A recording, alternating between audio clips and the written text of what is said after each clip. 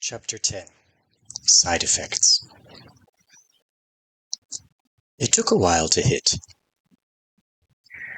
Probably because Alden was already processing a lot at the moment. Hannah's funeral was coming up, Gorgon's eyeballs had the power to make you recall, in perfect clarity, your time in the womb. He'd given the alien his own blood to drink, and he thought, upon reflection, that it might have been some part of a magic ritual and not just snack time. All typical stuff. Anyway, when an extra-dimensional being told him out of the blue that he had a 70% chance of becoming a superhero, Alden Thorne said, "Oh, that's interesting. Thanks for letting me know." As if his strange friend had just given him the weather forecast. Then he left the consulate and fought his way back home with Victor yowling and scratching inside his cat crate. Sundays weren't as busy as Saturdays, but he still had a midday class to prep for. Jeremy and Beau were having a platypus-themed meme battle in their group chat that morning, so his phone kept pinging him. And he needed to call and pay the electric bill. Good thing I've got Aunt Connie's current credit card numbers memorized. All in all, he was just too busy to have a freak-out over one more thing, at least at first. When he finally got the cat settled and removed all the packaging tape from his bitten hand, he headed into the kitchen for breakfast. As he was reaching into the fridge for orange juice, his phone rang. He answered it. "Hey, you want to grab a late breakfast at the diner?" Jeremy asked before Alden could even say hello. "Beau says he's eating a box of Lucky Charms and watching anime, but if you say you're going, he'll feel left out and change his mind." Alden considered it. Hot breakfast sounded good, but I'm pretty low on funds and my aunt bailed for the week. I should probably cut back until she comes home. He'd already spent pretty much all the cash he'd saved over the summer on food for himself, Gorgon, and the cat. Until he turned 18, or was emancipated, Alden's inheritance was only accessible for education expenses, and with the weekend classes he hadn't been taking odd jobs from the neighbors to earn pocket money. "Bye, man," Jeremy said easily. "You can pay me back later. Or not. It's all good." Alden considered it. Jeremy's parents were both lawyers. They literally left cash lying around the house for their son to use if he wanted. "Yeah, I'll take you up on that, thanks." Check the microwave clock. "See you at 10? He had just enough time to trash the tiger shorts and shove a load of his own clothes into the washer before he headed out the door again. He met his friends in front of a diner in Jeremy's neighborhood. Beau was watching the tail end of a cartoon on his phone while Jeremy peered over his shoulder. "Awesome, you're here," Jeremy said brightly when he spotted Alden. "Let's go. I'm going to order steak and eggs and enough bacon to kill me." "Your goals are admirable," said Beau. "Throw in some hash browns and you've just described my dream breakfast," Alden agreed. The bell over the door tinkled when they entered. It was very much a local joint. Lots of old folks were there for the senior discount, but there were a pair of televisions in opposite corners playing a news station on low volume. The place smelled like grease, but in a good way. The three of them slid into a vinyl booth and took their menus. Alden's was sticky with the syrupy fingerprints of whoever had held it last. The diner was one of those places that would let you order the whole menu no matter what time of day it was, so Beau inevitably spent 10 minutes trying to decide what he wanted to eat. While his friends debated the merits of cheeseburgers versus Western omelets, Alden ordered a hot chocolate. It came as a mug of steaming water and a pouch of dried mix, and he stirred it up while he stared at the closed captions scrolling across the bottom of the TV opposite him. "Someone in Naperville just became a C-rank shaper," he said, watching the dimpled brunette girl on screen. She wasn't nervous at all. She was beaming as she chatted with the interviewer. Her large hoop earrings swung back and forth as she gestured animatedly. "That's mediocre rank," Beau glanced at the television. "Not superhero level, but with shaper classes they sometimes still get lucky enough with skills to do something interesting. What's their starting element?" "Object. Sounds like she wants to go deep into it too instead of trying to branch out with new skills." The element word shapers used were defined by the system in a way that didn't match well with human logic.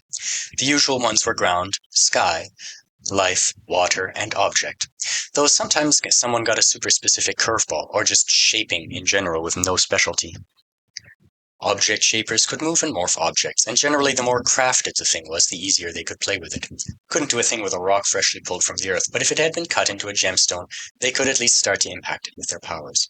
They could do amazing thing with higher tech stuff, although. One of Alden's favorite object shapers was a hero whose shtick was turning cars into robots that were really just glorified person-shaped battering rams he operated telekinetically. It was pretty obvious the guy wished he'd been given the machine right class instead. That's flexible at least, Bo said, still looking at the girl on the screen. Maybe when she's finished training, the city will hire her for some kind of hometown hero PR and she can replace Sharon. Jeremy groaned. No, not this again. Bo pointed at him with a half-unwrapped drinking straw. You can't just force people to do the first-name only thing. If you're Elvis, you're Elvis. If you're Michelangelo, you're Michelangelo. You make an impact. People notice. Then you become a mononym. You don't just wake up one day and tell people you're so important that you don't need a surname anymore.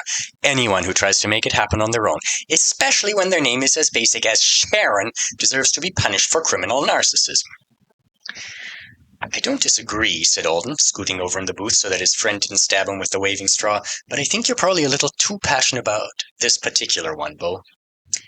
He brought his mugs to his lips. He was anticipating a warm sip of overly sweetened generic brand chocolate, but instead his hand clenched in an involuntary death grip around the mug's handle. The hot ceramic burned against his lips, and his eyes widened in alarm. Alden felt like he'd just run face first into a giant flashing stop sign. I can't drink this, he thought adamantly, setting the mug down so hard that he slopped some of the hot cocoa on the table. The cow didn't give it to me. What the hell? Alden breathed. Was that thought even mine? It felt like it was, but how could that be true? The cow didn't give it to me? He'd never had a concern like that in his life. Right, Bo said. It would be slightly forgivable if her name was unique, but there are thousands of Sharons out there. She can't just do them dirty that way. Alden laughed hysterically.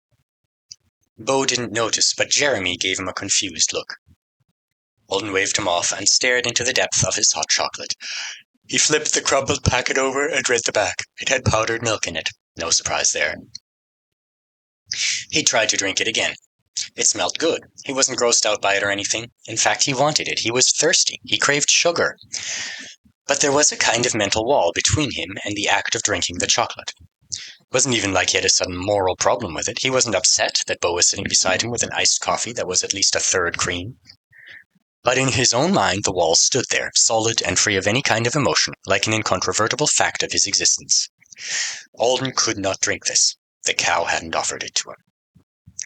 What is this? He thought, beginning to panic. This is insane. Jeremy, give me your soda, he said desperately. What? No, get your own. Alden snatched it and took a gulp so fast he almost choked on the bubbles. Okay then, said Jeremy, staring at him like he'd suddenly stolen his friend's drink for no reason.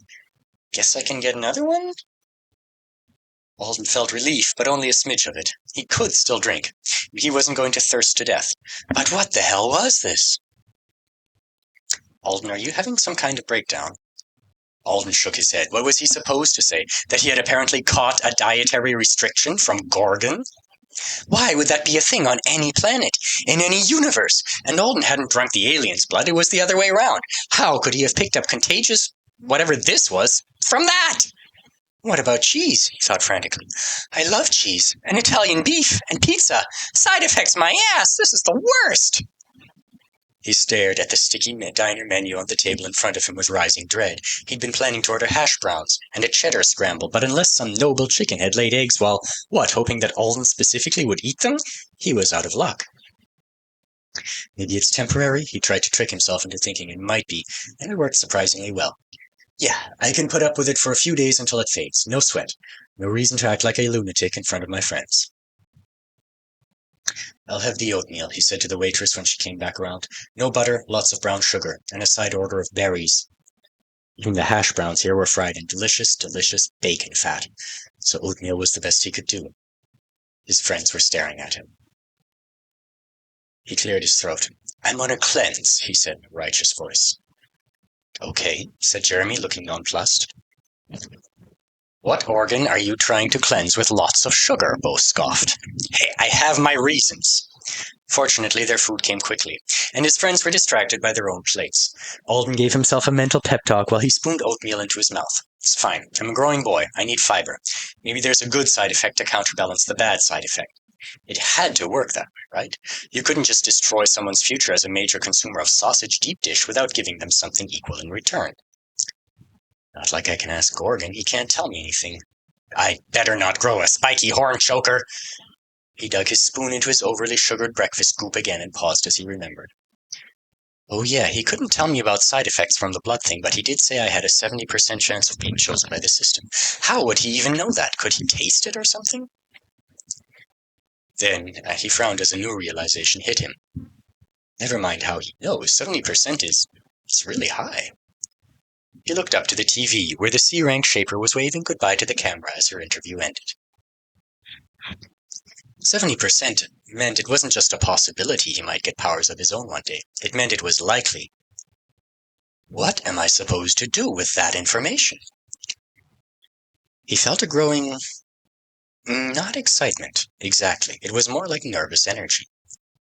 Oatmeal and quiet quandaries suddenly forgotten, his thoughts turned to facts about superpower acquisition. Almost everyone was chosen, between the ages of 15 and 17. Outliers happened, but not often. Alden was a month and a half away from his 16th birthday. 16 is the most common. Something like 70% of superhumans received their access to the system after their 16th birthday and before their 17th. S ranks and A ranks were disproportionately chosen at 15. Bs and Fs were disproportionately chosen at 17. I'm most likely to be chosen sometime in the next 14 months, if Gorgon's right. The sweet spot for being an S rank is already past. The best I should reasonably hope for is A. And that's still a long shot. D and F mean you spend your life on the island or in an avowed zone, just chilling with a really restrictive passport keeping you from traveling as much as you want. B and C are super class dependent. C brute is meh. C meisters might still be okay if it's the right specialty area. He wanted to make contingency plans for every possibility, but that would take him a while. If Alden could make a shopping list for exactly the powers he wanted, he knew what he'd choose. But that was the thing about having a dream that only had a distant possibility of coming true. You could just let your imagination run wild. He'd want to be an S rank, who wouldn't? And he would prefer to be an adjuster of some kind. It was a spell-heavy class that you could customize easily. His second choice would be the Meister class, though that one was more iffy. Meisters were powerful, but they had a lot less flexibility than adjusters. There was almost no wiggle room for them when it came to skill selection, so becoming something like a Sword Meister would be awful for Alden's goals, while becoming a Trap Meister would be fantastic. None of the other classes would really work. An S-rank Brute was a Titan, but they didn't get access to many spells, and their skills were usually pretty tightly focused, so they lacked versatility. Alden would need that in spades for what he wanted to do. He wanted to be a sidekick, not an old-school dies as soon as you look at them sidekick, the contemporary version that was uncommon and unpopular but incredibly special when someone managed to make it work. True battlefield support, like Hannah. Battlefield supports were superheroes who were strong enough to look after themselves in a fight, but who focused on skills and spells that would do things that most heroes sucked at. They might have crowd control, structural damage mitigation, barrier, buffs, or dozens of other useful skills that made the things other heroes did better. A great battlefield support was a hero who made it possible for the people they worked with to lay waste to villains without demolishing a city. It was really interesting stuff, and it was important. If Hannah had been the support she dreamed of being, the one she was working to be, Alden's parents probably wouldn't have died. She just hadn't made it there yet. And now she never will. Right, back to reality. He'd agreed to go to the funeral. He'd probably be hearing from Clyde Zhao any day about the portal. Alden sighed and looked down at his barely touched oatmeal. Bo, can I borrow one of your ties next week? Yeah, of course, Bo spoke around a mouthful of omelette. You going then? I wondered why you were acting weird today. That's good. I have ties, Jeremy said quickly. You can borrow any of them. Alden shook his head. Jeremy's taste in clothing leaned toward the creative. I only need one, and I don't think a tie with chocolate chip cookies on it really says funeral, but thanks anyway.